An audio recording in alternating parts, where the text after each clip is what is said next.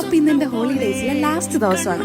അപ്പോൾ ഇന്ന് ഞങ്ങൾ ഫ്രണ്ട്സ് എല്ലാവരും കൂടെ ചേർന്ന് ഞങ്ങളെ തൊട്ടടുത്ത് തന്നെയുള്ള ഒരു പാർക്കിലൊക്കെ പോയി കുറച്ചു നേരം ഗെയിംസ് ഒക്കെ കളിച്ച് നല്ല രീതിക്ക് എൻഗേജ് ചെയ്തിട്ടുള്ള ഒരു ദിവസമായിരുന്നു ഇന്നത്തെ എൻ്റെ ഒരു ദിവസം.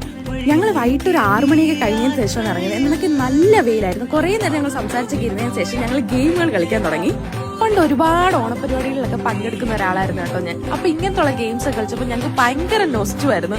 അതേപോലെ തന്നെ കുറച്ച് പേരെ ഉള്ളായിരുന്നു. പക്ഷെ എന്തെങ്കിലും ഞങ്ങൾ കുറേ ഗെയിംസ് ഒക്കെ കളിച്ചു.